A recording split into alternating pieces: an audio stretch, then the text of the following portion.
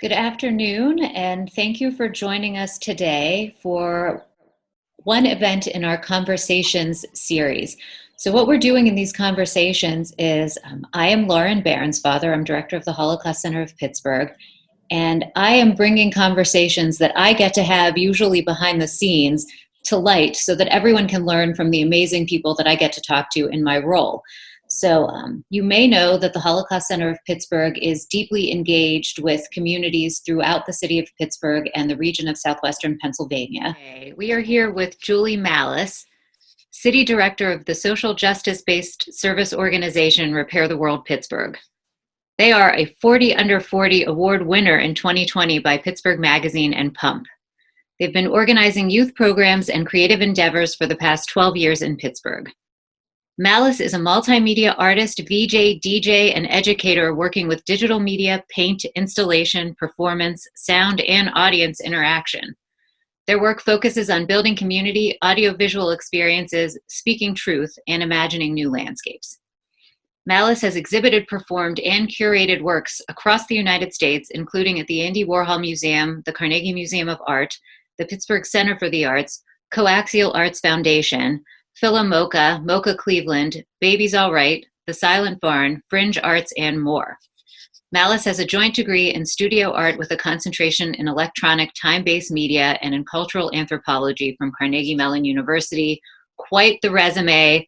Thank you so much for joining me today, which I think this is a belated conversation. I've been looking forward to doing this for a long time.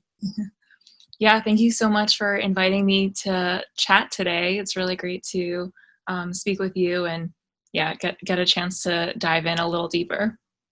Awesome. So for people tuning in, Holocaust Center of Pittsburgh works as often as possible with Repair the World Pittsburgh.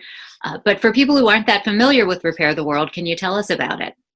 Yeah, Repair the World is a national organization that is based in cities, mostly in the East Coast, although we've been expanding a little bit.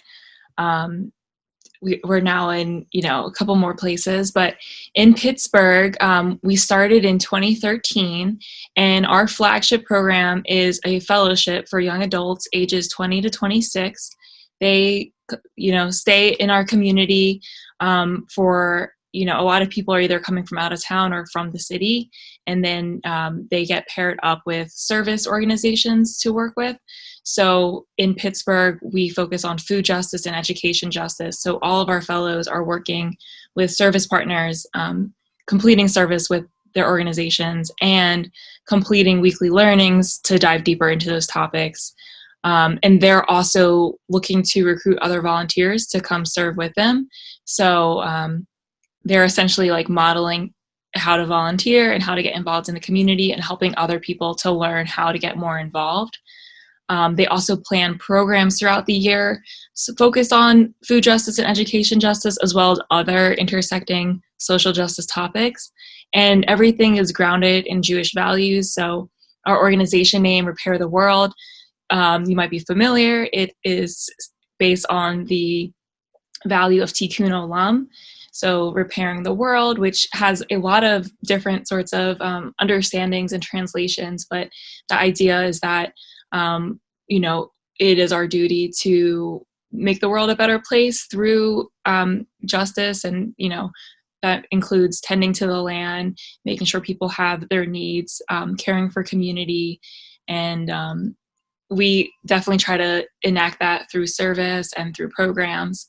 And then outside of our fellowship program, we also do have quite a few other programs. Here in Pittsburgh, we have a teens program called Peer Corps, where we work with teens that are middle school and then also high school.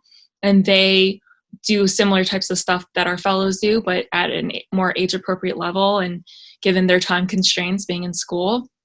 So they meet up every week, and when we were meeting in person, they would meet at local community organizations like the Free Store in Braddock, or, working with the Friendship Circle or the Jewish Association on Aging, just different local organizations, and supporting the work that they do and learning about some of the deeper topics at hand, like some of the structural issues behind why there might be food insecurity, or, connecting with other people who they can talk to about this with.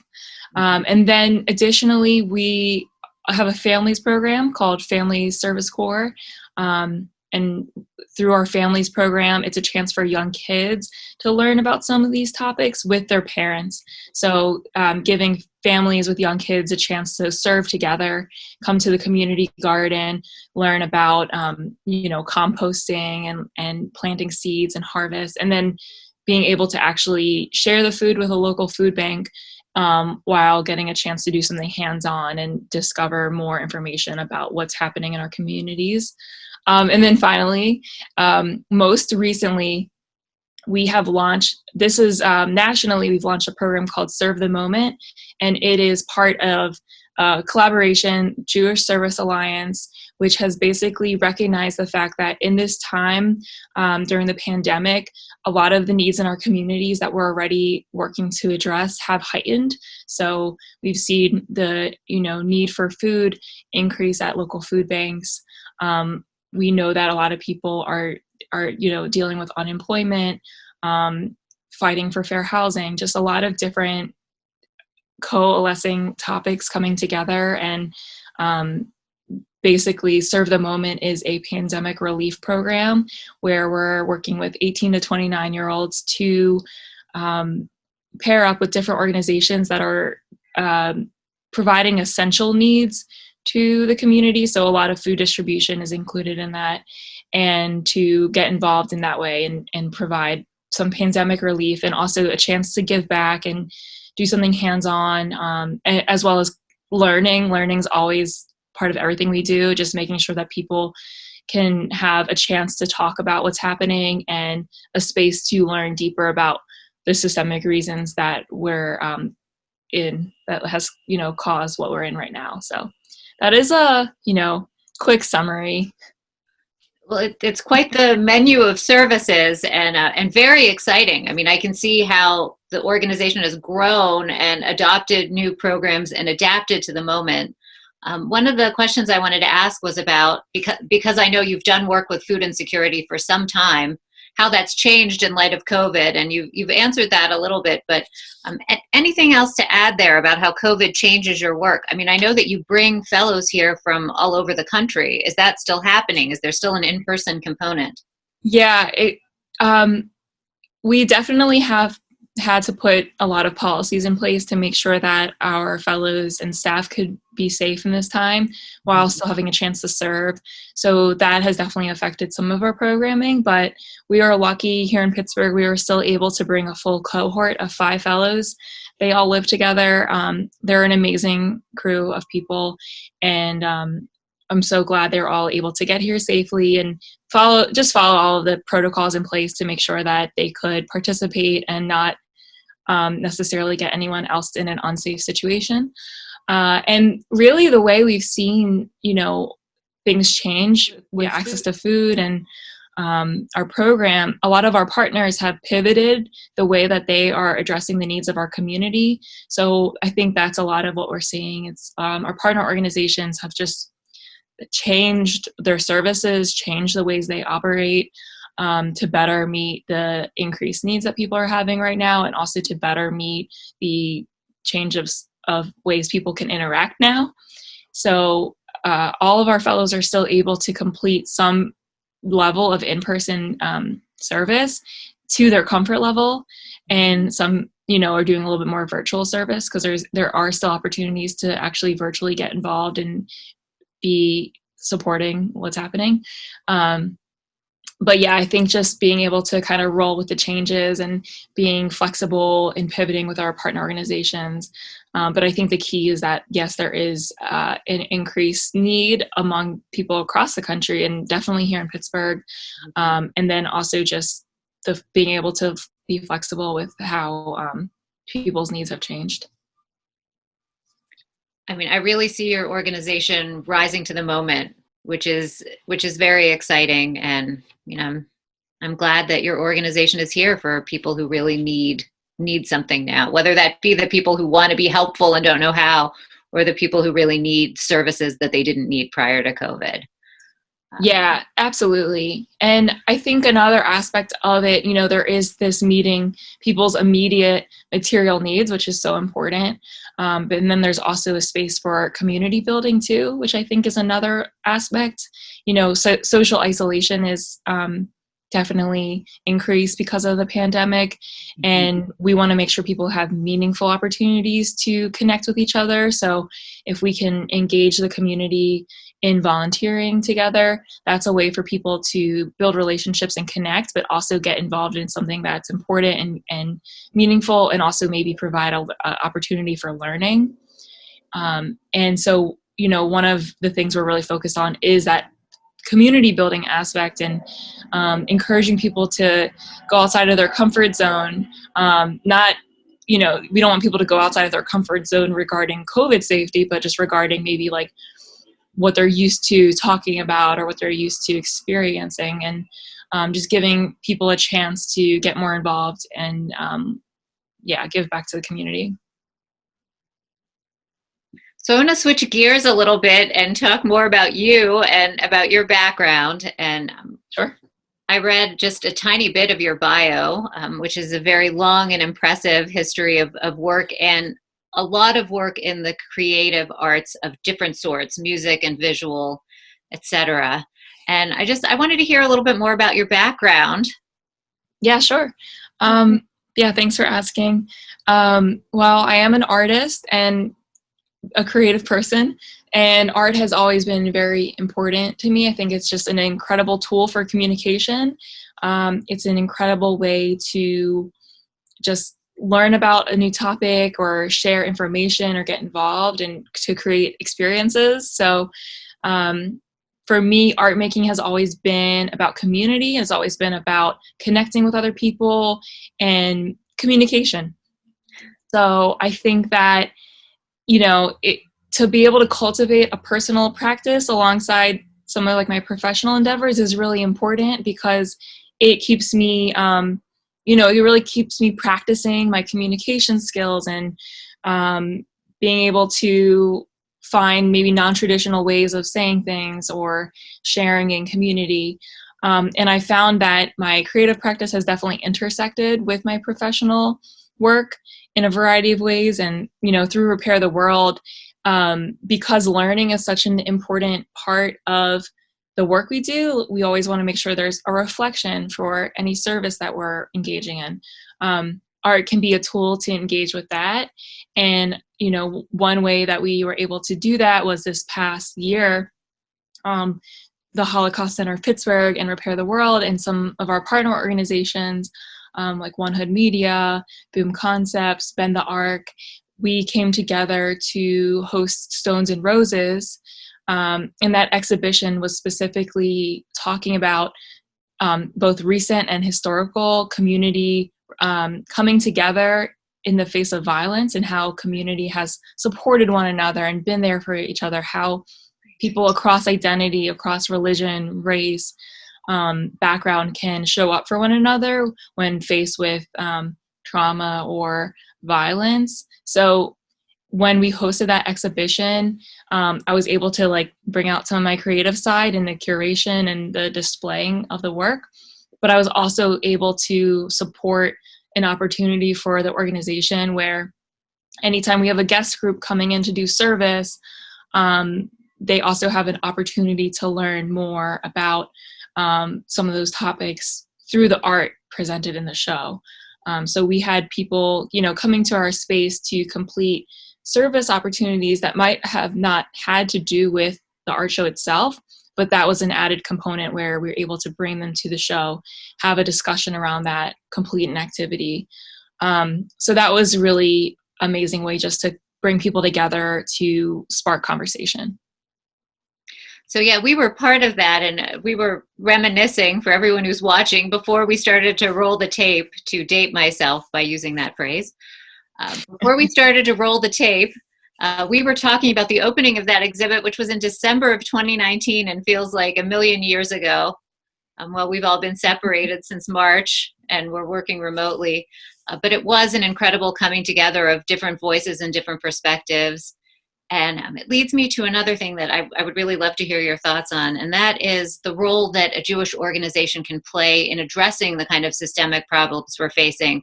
We've had a summer of protests that have continued into October.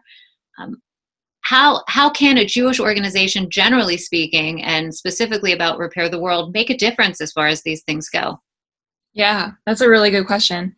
I think the Jewish community is, it's so diverse and vibrant and important. And I love working with the Jewish community and working for an organization grounded in Jewish values. And, there's many ways to be Jewish as there are Jewish people. And, a classic saying is, 2 Jews, 3 opinions. So I just love the opportunity to bring, to be in conversation with Jewish and non-Jewish people about social justice.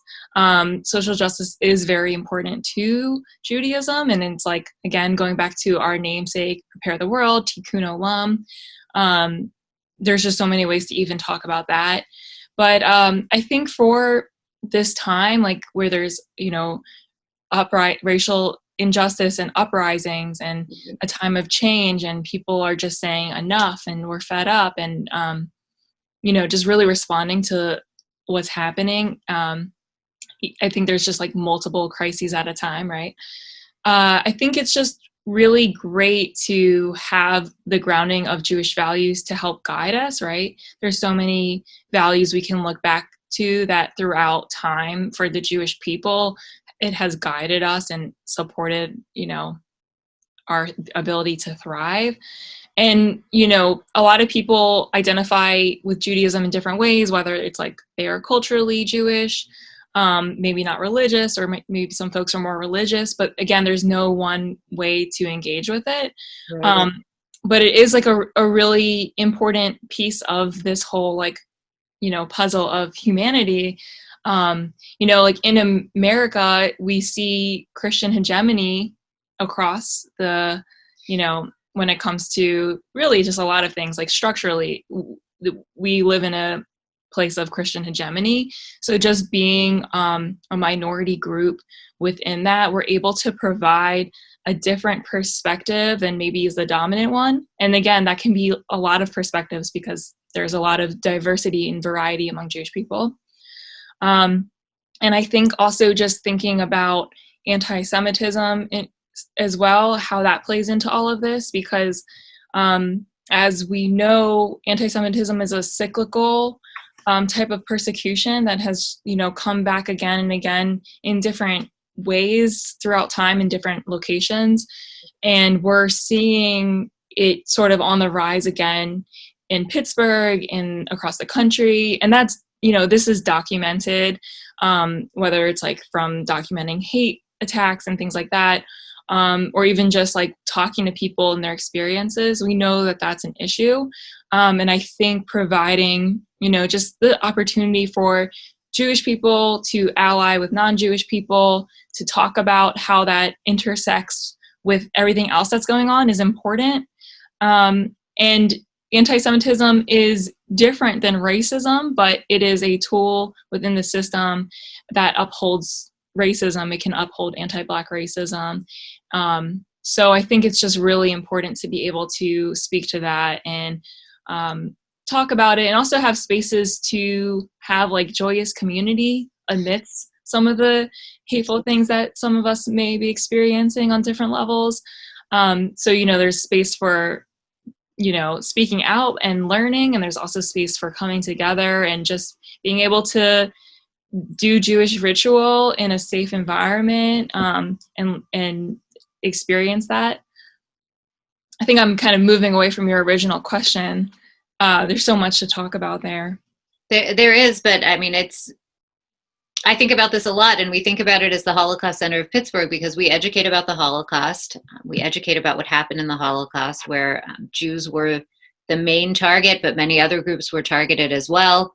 And there's a parallel when we look at systemic racism, where, there is a unique history in the United States, and we see that. But now it's like we're at a later stage now, where anti-Semitism is very much connected to racism in these groups, these hateful groups that would equally attack a person of color and a Jewish person. So one thing that brought this home in such a painful way was the shooting at the Tree of Life building, October 27th, 2018. We're coming up on the 2-year commemoration. It's, I can say, already really front and center in my mind, just remembering that day and the days that followed, and now almost 2 years that have followed. And last year, actually, my husband and I were the volunteer leads at a service opportunity that was coordinated by Repair the World. We were the leads at a cemetery cleanup, and there was some learning that had been prepared by Repair the World, and it was really an important experience for everyone who showed up. I mean, it was clearly a community building, and everybody needed something to do that was not a gathering of 1,000 people sitting in an auditorium, although that was very powerful and important too. Wouldn't say that it wasn't. And I did all of that too. But the service seemed to be just an essential opportunity for people who did not know what to do. And all of this is preamble because you're doing it again this year. So Repair the World has organized volunteer opportunities. So I'm going to hand it over to you to tell us about that. Yeah. And that's so great that you were able to participate in last year as well. Yeah. And I definitely want to shout out the Jewish Federation for their role in organizing a lot of the service sites last year. And we were able to work with them to provide service reflections so that people weren't just engaging in service without any context and without sort of like a deeper connection, just having a reference point of like, what is it, a relevant Jewish text or text from pop culture that talks about what you're doing and, what's really happening here. So this year, October 25th, it's the Sunday before the 2-year mark of the synagogue shooting. Repair the World Pittsburgh is hosting a day of service. This is in partnership with the 1027 Healing Partnership. And doing community service is a traditional way within the Jewish community to honor lives lost, and we really do want to pay our respects and honor the 11 lives lost. And of course, some folks were injured in that attack as well, and we're lucky that they're still here with us today. And we really want to just respect the folks that we've lost and the libraries of knowledge that they held as well. So this year we are hosting around over 20 different service site shifts or opportunities. So we'll be back at some of the cemeteries doing cleanup. We will be doing some community gardening at a local community garden. There's going to be some more traditional sort of service like blood donation, and also some sorts of, fun ways to participate from home as well. Like there's a talent show for the Jewish Association on Aging. So if you want to submit, your talent and share your gifts, that will be really well received. Again, with the new COVID safety in place, we can't have visitors go to the JAA. So that's why there's going to be a talent show. There's going to be opportunities for letter writing and card writing. So we'll be doing a card writing activity at Hillel Academy where we'll be working to create cards for Caitlin Smiles, which goes to youth who are experiencing chronic illness and life-threatening illnesses. And we'll also be doing some voter engagement phone banking, so just a nonpartisan opportunity just to get out the vote and encourage people to exercise their franchise. And those are just a few of the offerings. We'll also be working with the Multi-Faith Network to do food distribution, as well as the Family House Shady Side to bake goods for some of the folks who are staying there. So some of the activities are the same as last year. And again, those are reflective of some of the organizations and causes that were near and dear to some of the folks who we lost, as well as a couple new opportunities that meet the needs of the time, like food distribution, of course. So the opportunities are available Sunday, October 25th throughout the day. Again, there's some in person, some you can do from home. You're welcome to participate in both. You can sign up for as many activities as you can fit into your day. And there will be, again, service reflections provided at the sites, quoting different texts, just to give some frame of reference and context for why we're doing what we're doing and what that might mean. A way to spark conversation among folks who are there. And we were able to plan this day of service in partnership with the 1027 Healing Partnership. And this is after bi-weekly meetings for the last 4 or so months with the commemorative working group, which includes representatives from the 3 congregations who were impacted at the shooting because their congregations met in the building in the synagogue, and some of the families of victims and some survivors as well. So it is with careful planning and listening and just being sure that we're able to provide a truly healing space for people to process what's happened and participate and build community, and honor and respect the wishes of the folks most directly impacted at the same time. So a couple of things. One is for people who are watching who are not in Pittsburgh, the 1027 Healing Partnership is the Resiliency Center in cities where there are incidences of mass violence, mass shootings like we had in Pittsburgh. The federal government funds a Resiliency Center.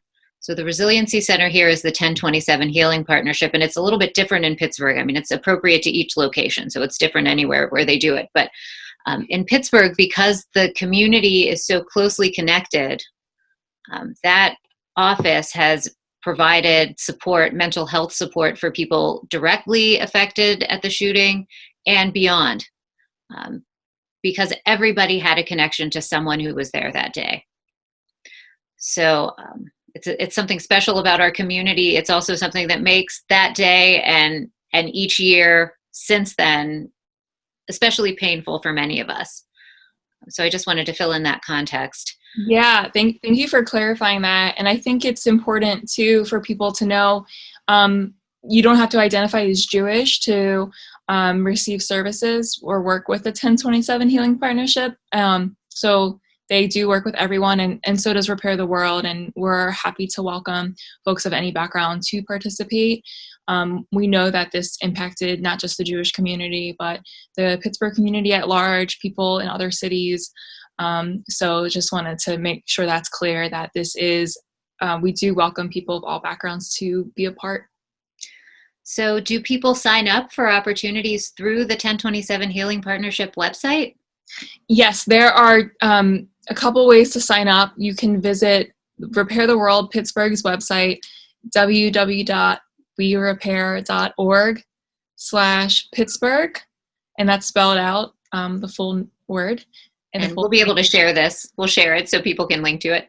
Perfect. And then the 1027 Healing Partnership does have a website up as well, and you can sign up through there as well and learn more about the other opportunities they're providing, which include tourist study and some healing activities and commemorative events, both on the Gregorian calendar date of October 27th, as well as the yard site date, which is November 5th, or November 4th evening through November 5th daytime. And there will be a couple other activities just surrounding it in that week. So we would definitely want to make sure that people have a variety of opportunities to come together and process. And this year we have named it Remember, Reflect, in Spirit and Action. And so opportunities to do just that. Yes, and thank you for acknowledging the Jewish Federation and the role that the Federation played last year, because of course I work for Jewish Federation technically, and I know how much went on behind the scenes. And this year, the Federation has organized study sessions on that same day. So there are so many different ways to interact and to do something to mark that day. So I'm glad that we got to share all of that, and we'll be sure that this information gets out in advance of that day for anyone who might want to participate. And I did find last year that having a community, and I didn't know the people who showed up to clean the cemetery with us, having that experience of togetherness was really significant, really significant. Yeah, that's great to hear. Yeah. So coming back to the work that you're doing now, both your creative endeavors and professional, what inspires you now? I think, yes, things are challenging, nationally, globally for a lot of people. They are, yes. Climate crisis, racial justice, uprisings based off of, police brutality and other issues that are systemic. And then, of course, COVID-19 and just people's health and well-being in a pandemic. So there's just so many major challenges right now. But what provides me hope and inspiration, honestly, looking back at history, I think even the Holocaust Center, for instance, has this incredible comic book series called Coaxial, and I absolutely love it. And it shares the stories and narratives from people who lived through the Holocaust and really uplifting their stories. And it really just reminds me that throughout time, there have been great tragedies and terrible times for a variety of reasons. And, the Holocaust being one of them. Mm-hmm. But we were able to make it through as a people. We were able to move past it. People were still able to find, joy in some parts of their life. And I just think about what are the ways that, we as individuals or as a community can provide positive experiences, things that are truly gratifying. I, of course, love learning. I've been talking about that a lot. Opportunities to learn, to create, to communicate creatively, of course, through art. Ways for people to express themselves, dancing, just being able to breathe, really. So I just think about trying to find the moments of joy that are possible within our day-to-day, because there's going to continue to be a lot of hard things that we have to work through together. And I truly don't see that just suddenly stopping anytime soon, as much as we might hope and want. So it's in the meantime, what can we do for one another? How do we show up for each other? And I know, service is one way of doing that. So of course I encourage people to get involved in service and the type of work that Repair the World is doing throughout the year, from weekly community gardening opportunities to, working with one of our service partners and amplifying their work. What gives me hope is just finding the joy in the mundane and holding on to those good moments that we can cultivate among community, despite some of the systemic and terrible things that might be occurring at the same time. Yeah, I mean, that resonates because now we're at this moment, the Holocaust Center closed to the public in March. We're still not open. We're not doing in-person programs still. And we really built, over the last few years, built a different kind of community reputation through in-person programs, through connecting with people by looking them in the eye. And yes, there were many hugs, and the hugs were really good, and we missed them. Yeah. But I do think that we're finding creative ways to show up for each other, even if it's virtually. Yeah. And thank you for mentioning Chutzpah, our comic books. Some of the original art from Volume 4 was on display as part of Stones and Roses, and that was the first time that anyone saw that art. And that volume will be released. I mean, it's going to the printer this week, so it's coming. We'll be sure that we get one in your hands.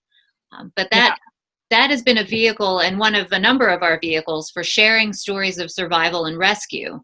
And it's even the stories of the rescuers that resonate now, because those were people who were helping strangers, were taking personal risk to rescue people that they had no connection to.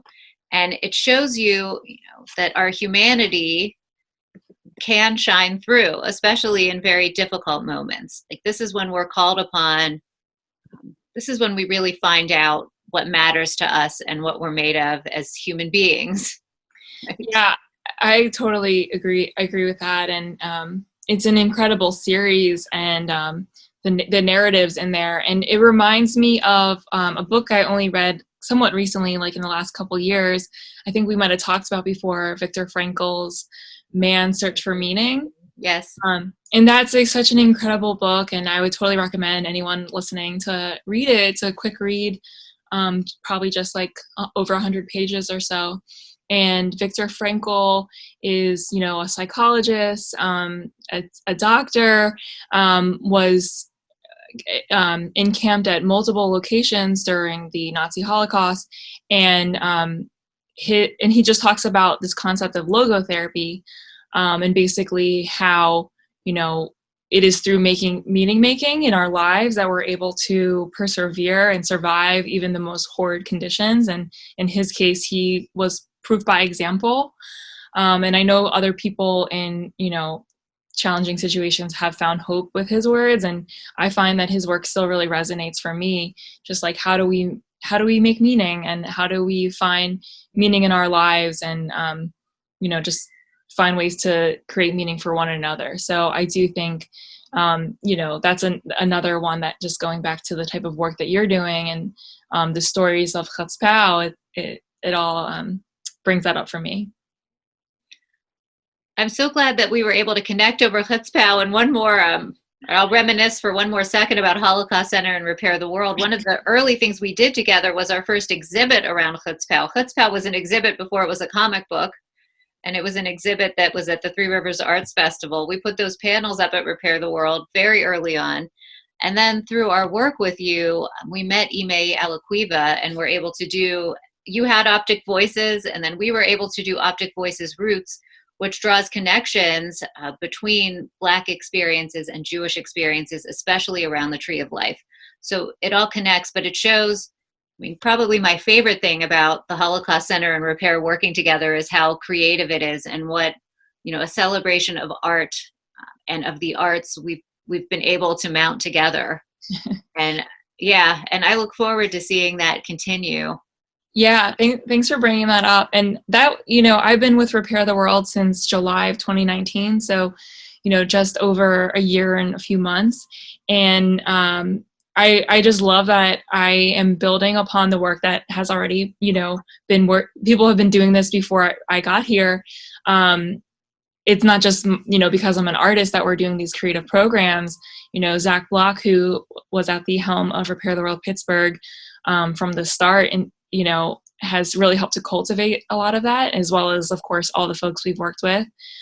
So I just love this back and forth conversation with the Holocaust Center, and how we've been able to, create exhibits with each other, and also kind of bounce back ideas, and we might do something, you might do something, we might do something, but just this, it's really a conversation that's taking place across multiple formats and platforms. And I just love to see how that's grown, and yes. I'm sure it's going to continue. And I love how we can bring in some creative dialogue to what we're doing. Yeah, and I look forward to seeing that continue virtually for now, and then before too long in person. You opened in a new location, and then everybody went into lockdown. It's just, it's a time that we could not have imagined this time, but your organization is setting a really good example for how to stay positive and active. And I love Serve the Moment is the name of what you're doing right now with a lot of young people. And it's so appropriate, because we're being called upon to do that. Yeah.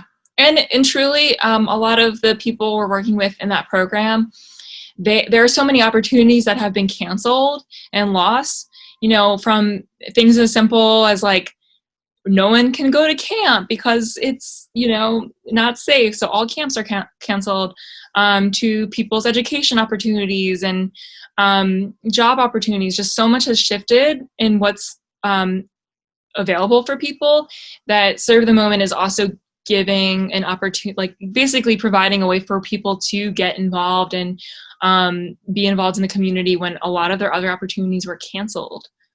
So definitely trying to serve the moment. So this has been really interesting. I'm wondering if there's anything that I didn't bring up that you would like to talk about. Yeah, I'm sure there's so much more we can talk about. I guess my last piece will just be a plug here for Repair the World. We do host a variety of programming throughout the year. So about 3 or 4 times a year, we host together at Turn the Tables, which is a sort of dinner conversation series. It takes place on Shabbat or before Shabbat, which is our weekly Sabbath, and so Friday evening at sundown.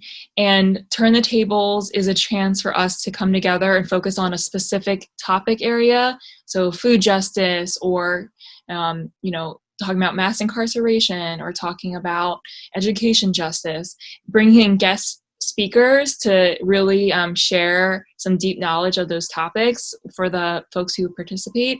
When we're in person, a chance to eat together and break bread and break challah and go over a table guide together, which really shares facts and information and has questions that people can discuss.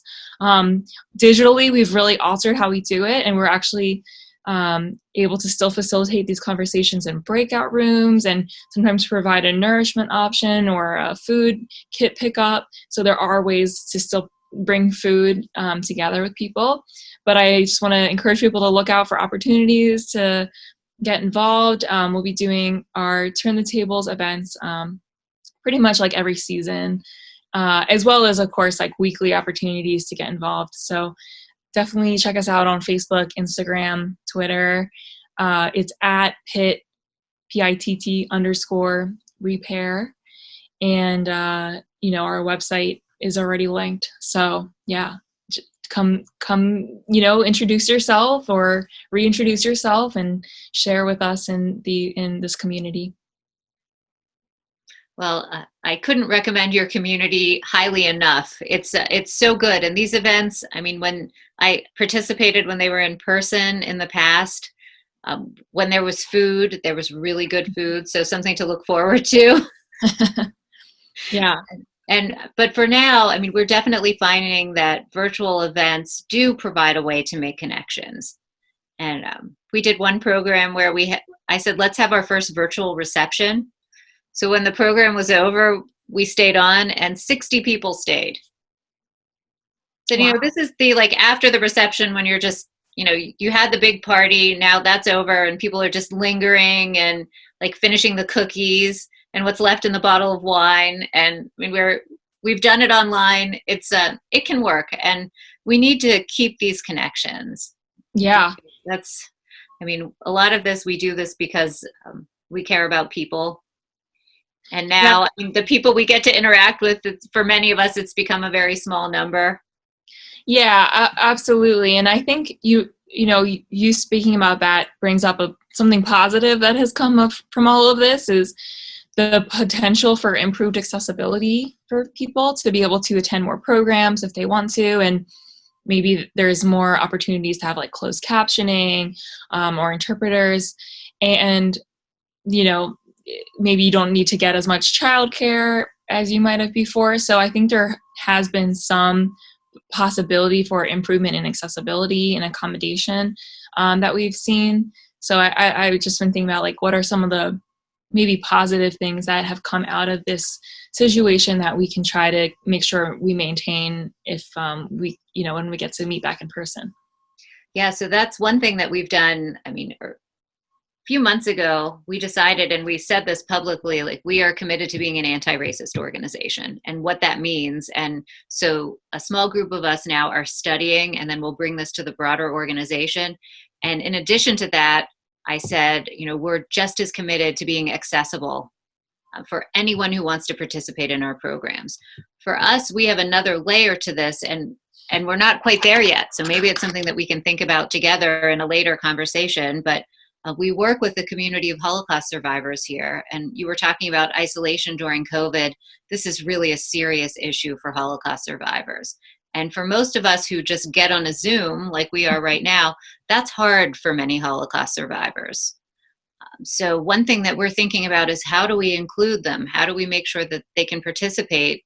Many of them have hearing impairments, visual impairments, mobility issues. Are they connected with technology? Mostly no. So this is an ongoing question we have, and an ongoing need, and something that's at the heart of what we do, but yet very challenging now. We would just go to someone's house or to their apartment and set them up on technology and say, here's how it works. We can't really do that now. Yeah. So don't know, maybe through the talent show that you're doing with the JAA, we can come up with some ideas. Yeah, that sounds like something I definitely want to keep talking with you about for sure. So thanks for bringing that up. Yeah, it's on the front of our mind. I mean, we've had dial-ins for Zoom so people can dial in and listen, which is sometimes that works and sometimes it doesn't. It's this is an ongoing issue and a group that we care about so much. We would have met in person once a month. We did have a really generous sponsor buy meals, kosher meals for the survivors and have them delivered. So we were able to do that, but this is an area where it's really painful that we can't be together. Yeah, that definitely brings some unique challenges. So yeah, definitely more work to be done around that. And I wonder, what sort of ideas they have that we can try to implement. So to be continued on that, that would be a great thing for us to do together between the service that you're doing with the Jewish Association on Aging and our specific population. A number of survivors are in those facilities. So yeah, absolutely. Yeah. Okay, I think that I'm at the end of the questions that I wanted to ask you, but I really could talk to you for hours, but we have to stop at some point. So to be continued, I hope, and thank you for everything that you're doing for the community, within the Jewish community and well beyond the Jewish community, especially in this moment of different needs in the community around COVID. And just looking forward to continuing to work together. Thank you, Lauren. It's really great to be able to work with you and to have these conversations. So thank you for making this possible. Oh, good. Okay.